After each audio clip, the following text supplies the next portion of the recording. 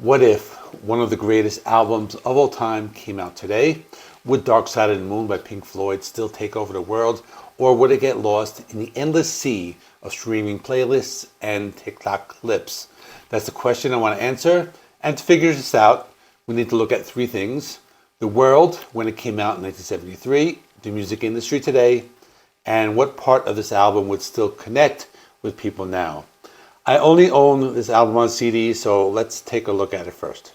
Let's take a look at the CD. The one I have is a 2011 re-release, so it's just a simple, I guess this is a digipack, where it has this design in the middle, and you can see the songs here and some liner notes and some stuff over here. Moving on, here's the CD, where it just has the logo and the cover and the songs, and it says Pink Floyd Recordings. Inside is a booklet. This is actually pretty good. You can see the songs there, the Pink Floyd members there, and just some information, people who worked on the album, and there are lyrics here to all the songs, which is always cool to have. There's some more artwork there, kind of looks like a Pac-Man kind of thing. And there's some more lyrics, and each page has a different design and color, which is pretty cool, ending with Brain Damage and Eclipse, and some pretty cool artwork here, so I like this CD version.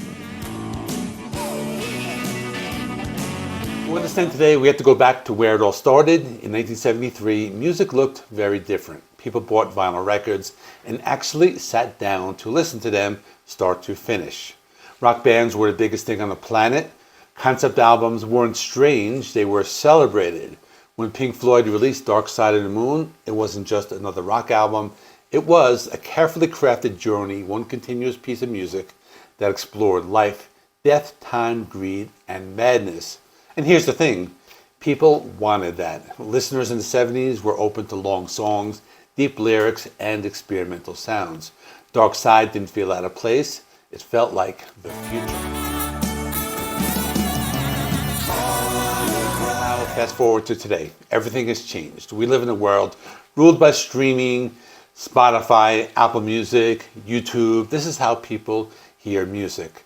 The way people consume music is about speed and convenience. Singles, playlists, short videos dominate. Attention spans are shorter. Think about it. TikTok clips are about 30 seconds, and that's often all people need before moving on. Compare that to Pink Floyd's 7-minute track time. Would today's average listener stick around for that? Probably not. Most people wouldn't sit through an entire album unless you're somebody older in my generation, but the younger crowd, a lot of them are not going to be sitting through long albums, much less a concept album designed to be heard as one piece. And as a problem, the world that made Dark Side such a huge success no longer exists. But here's where things get interesting. Some parts of this album would still crush it in 2025. First, the production. Even today, Dark Side sounds flawless. Alan Parsons, the engineer, made the album crisp, powerful, and spacious. Audiophiles still use it to test speakers and headphones. So if it came out right now, people who care about sound quality would still be blown away. Secondly, the lyrics. They're timeless. Songs like Time talk about how quickly life passes you by. Money is about greed and consumerism. Themes that feel more relevant now. Us and Them hits on war and division. Issues that sadly never go away. And third, it has an emotional pull. The Great Gig in the Sky with Claire Torrey's soaring vocals. That clip would probably go viral on TikTok and Instagram Reels and be this chills moment. I could see people posting reaction clips saying, wait until the vocals hit. That one track alone would hook a new generation. And finally, Money has this funky bass line and iconic cash register intro. In today's world, it could easily find a place on rock, funk, or retro playlists, could even chart again. Let's be honest, not everything would translate so easily. Long instrumentals are a tough sell now. Songs like Any Color You Like are brilliant musically, but in today's world, people might skip them. They'd say, where's the vocals? Where's the hook? Concept albums also struggle today. Most listeners don't sit down for 40 minutes straight to hear one story. They cherry pick songs for playlists. That kills the whole idea of experiencing Dark Side as one continuous journey. And there's another problem, the industry itself. Record labels today would probably pressure Pink Floyd to release shorter, more radio-friendly versions of songs. So imagine a 3-minute edit of Time or Us As Them. It would ruin the flow of the album. So yes, the album's deeper, slower moments might not survive in a streaming-first culture. You rearrange me till I'm safe. But here's the twist. Even if it struggled at first, it wouldn't stay hidden. Think about it. Many young people already discover Dark Side through today's vinyl reissues, YouTube, or recommendations from parents. The music has a way of finding listeners who are ready for something deeper. If Dark Side dropped in 2025, I don't think it would be an instant smash hit. It wouldn't stay in the charts for 741 weeks like it did in the past. Instead, it would build a cult following.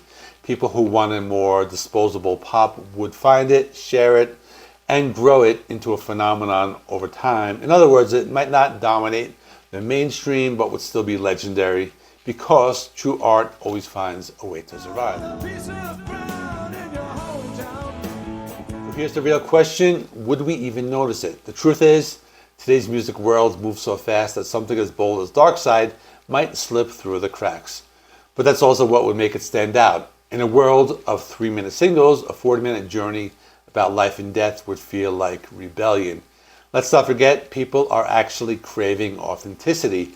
We see it with the vinyl revival, love for live concerts, and the way older bands are still selling out arenas. There's still space for big, meaningful albums. So yes, Dark Side of the Moon could survive today, not as a chart monster, but as a timeless classic that people discover, fall in love with, and keep passing down. So would Dark Side of the Moon succeed today? Probably not in the way it did in 1973. It wouldn't break chart records or take over the radio, but its timeless music, flawless sound, and powerful themes would still make it unforgettable. In the end, it's not about numbers or streams, it's about impact. And Dark Side of the Moon would have that, what goes beyond time, beyond format, beyond generations. So what do you think? Would today's listeners give this masterpiece the love it deserved, or would it get lost in the shuffle? Let me know in the comments. And if you love Pink Floyd, check out my video of Wish You Were Here. Thanks for watching. Give the video a like, subscribe, all that good stuff. I do content related to physical media on this channel. Thanks for watching. I will see you in the next one.